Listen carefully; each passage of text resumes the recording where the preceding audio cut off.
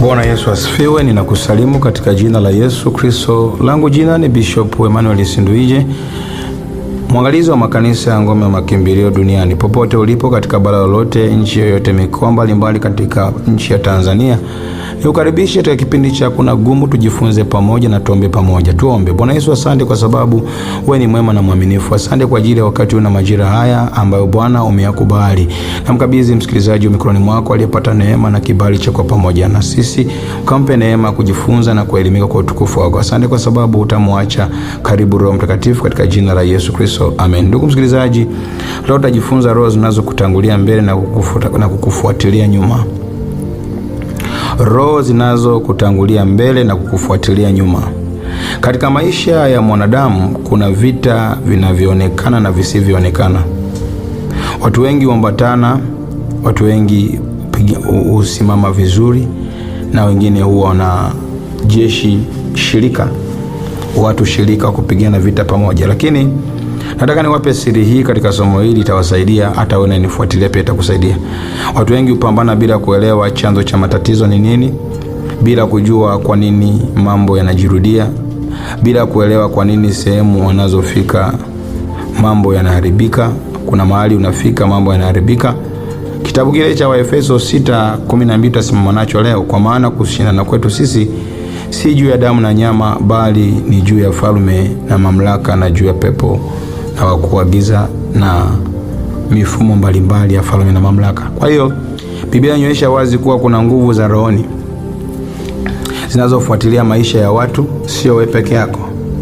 Kuna roho zinazokutangulia mbele, kuna roho zinazokufuatilia nyuma, zinazuia mafanikio yako na zinaharibu ushuhuda wako.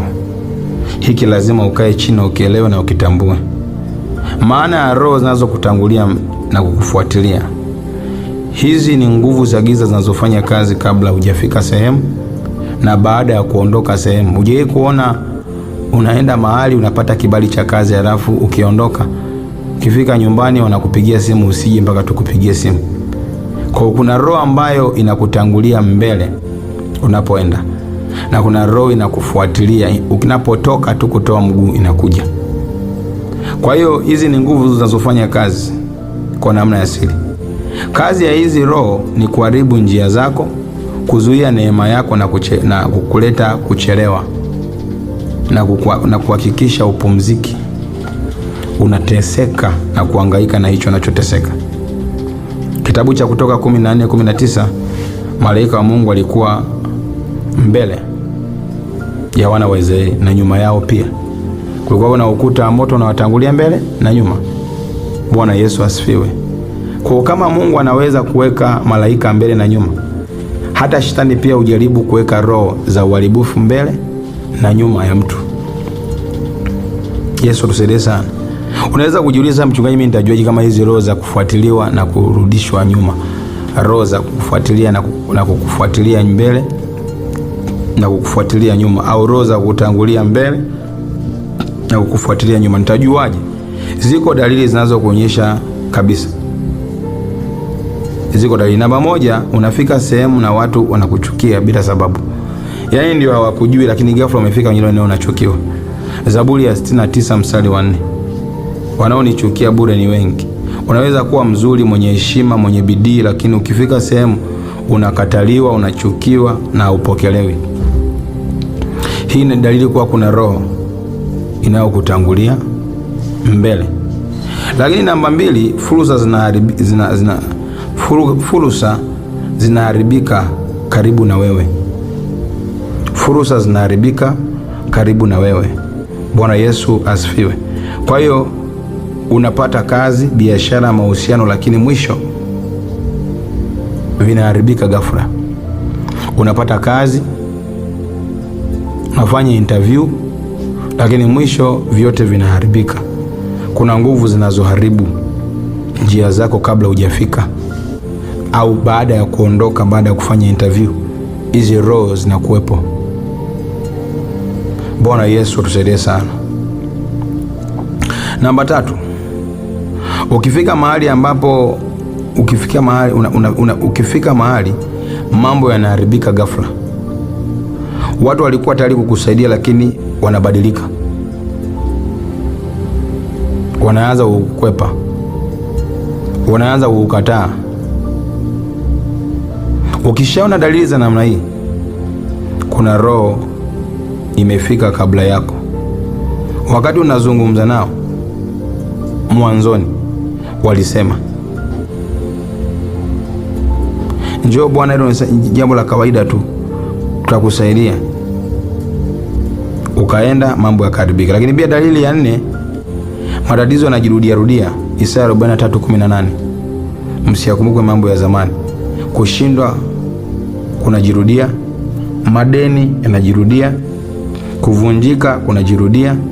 Hii inaonyesha kuna nguvu inayokufuatilia nyuma. Hii inaonyesha kuna nguvu inayokufuatilia nyuma.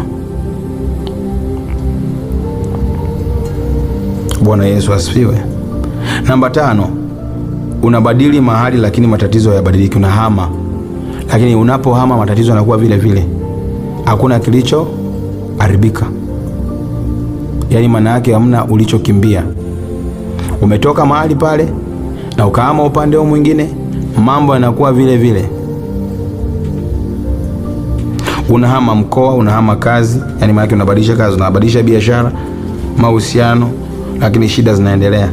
Tatizo sio eneo. Ukishaona dalili za namna hii, kuna roho inayofuatilia maisha yako.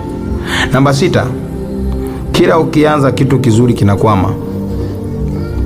Danieli 10:12-13. Danieli aliomba, lakini kulikuwa na nguvu zinazozuia majibu. Kwa kila mwanzo wako unapingwa, kila hatua yako inacheleweshwa. Kila mwanzo wako unapingwa na kila hatua yako inacheleweshwa.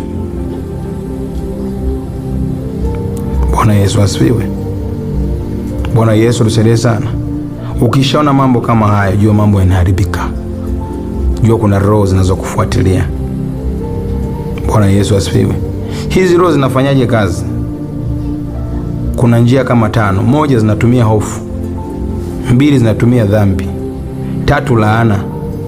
4, ni maagano mabaya, maneno mabaya au mazingira mabovu. Zimepitia njia hii ili ziweze kufanya kazi.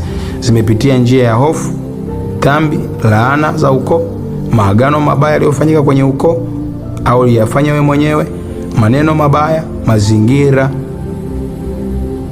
mabovu. Yote haya ni vitu ambavyo vinaonyesha kwamba hizi roho zinafanya kazi kupitia hizi njia ambazo ni milango. Namna ya kushinda hizi roho, moja ni kuokoka kweli kweli. Okoka, Wakorintho wa pili 5:17. Wokovu huvunja utambulisho wa zamani. 2, maombi ya vita. Fanya maombi ya vita, Luka 18:1. Vita vya rohoni havishindwi kwa ukimya, ni kuomba. 3 ni kufunga na kuomba. Tengeneza ratiba, timetable ya wiki, angalau hata siku 2, funga, omba. Mathayo 17:21. Kuna nguvu haziondoki bila kufunga na kuomba. Namba 4, kuvunja maagano mabaya. Wakolosai 2:14. Yesu alifuta hati ya mashtaka na akatuhamisha. 5, ni kujaza maisha yako neno la Mungu. Jaza moyo wako neno la Mungu. Zaburi 119:105. Neno lako ni taa ya miguu yangu. Bwana Yesu asifiwe. Jina la Bwana libarikiwe. Hizo ni moja ya njia zitakazokusaidia kuchomoka. Kama ndugu yangu hujaokoka, okoka. Sio kusali, hata wachawi wanasali. Hizi roho sio rafiki. Naona mbona inakuwa hivi? Mbona mimi nakuwa hivi? Kuna walinzi kwenye ulimwengu wa roho, kitoka tu wanaingia pale, wanavuruga, wanapiga kichwa cha yule bosi, anakusahau. Wanapiga kichwa yule bosi, anaibiwa simu, namba zako anakuwa anaona kama nyumbani unasubiri kwamba ndapigiwa simu, mambo yanakuwa mefeli. Mmekubaliana mahusiano vizuri, mmepanga, ametoa barua, mahali atoi, anapeperuka. Kuna wengine mpaka kwenye wanaachwa kabisa siku ya harusi, anaachwa. Shalipiwa mahali siku ya harusi, bwana harusi atokee, bibi harusi atokee. Hii ni mifumo ambayo ukuishughulikia. Ni vema ukapata maarifa na ukashughulika na hiyo roho mapema kuliko kubaki kuchukua kitu cha kawaida na kuona kitu cha kawaida. Bwana Yesu tusaidie sana. Jina la Bwana libarikiwe. Bwana Yesu asifiwe. Haleluya. Haleluya.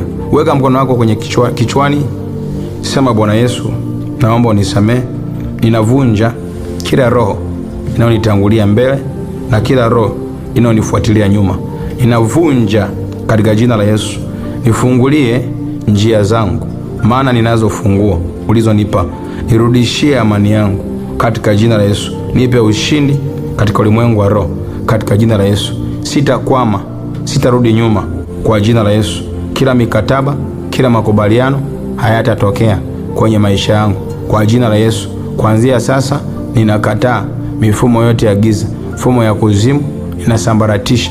Enyi mapepo, enyi walinzi wa kipepo, nao nifuatilia mbele na nifuatilia nyuma, nao nitangulia mbele na kunifuatilia nyuma, ninakataa kwa jina la Yesu. Kuanzia leo hamtaweza kwa njia yoyote. Nimewakataa kwa jina la Yesu, hamtaweza. Ninakataa mifumo yenu. Mimi ni mali ya Kristo, mimi ni mali ya Kristo. Sitakwama katika jina la Yesu. Yesu Kristo ni baba yangu, ni rafiki yangu, hata niacha, atanitunza, atanipigania. Ninakataa, ninavua vazi la kukataliwa, ninavua vazi la kukosa kibali. Kibali chako Bwana kirejeshwe. Kila mlango wanaotumia kuingia na kunitesa ninaufunga kwa jina la Yesu. Kuanzia leo nimefunguliwa.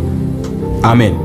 Acha nikuombe. Baba, katika jina la Yesu, asante kwa ajili ya msikilizaji ambaye Bwana amefuatisha maneno haya na kuna kitu kimejengeka kwake kwenye maisha yake na maarifa ameyapata na amegundua namna ya kuweza kusimama. Bwana Yesu, asante kwa sababu utaendelea kwa pamoja naye na kumpigania na utaendelea kumuimarisha kwa namna kipekee. Asante kwa sababu amefuatisha maneno haya na kuna ushuhuda. Sasa aende akaombe kazi, aende akaanze hiyo biashara. Hakuna roho tena itakayokwamisha maisha yake katika jina la Yesu. Asante Roho Mtakatifu kwa sababu imekuwa na imetendeka, maneno yamekuwa muhuri katika maisha katika jina la Yesu Kristo. Amen.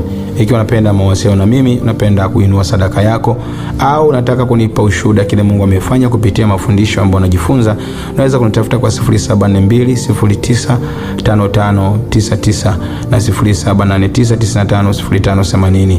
Mungu akubariki, Mungu tende mema. Share ujumbe huu kwa watu mbalimbali waweze kujifunza ili waweze kubarikiwa. Utakuwa umehubiri pamoja na mimi na Mungu atakubariki. Yesu akutunze, Yesu akupiganie. Wewe ni mbarikiwa. Amen.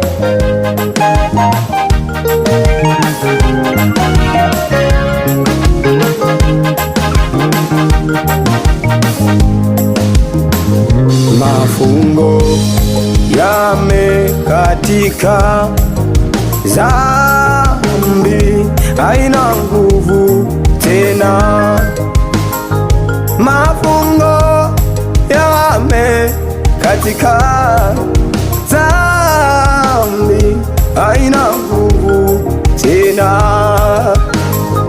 Maisha yangu sasa yamefunikwa neema, sina tena hatia, nimeoshwa kabisa.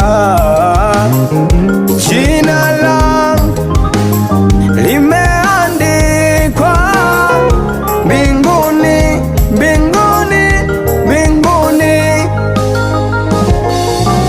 Yale ya kale nimeacha nyuma, naongozwa na Roho Mtakatifu. Yale ya kale nimeacha nyuma, naongozwa na Roho Mtakatifu.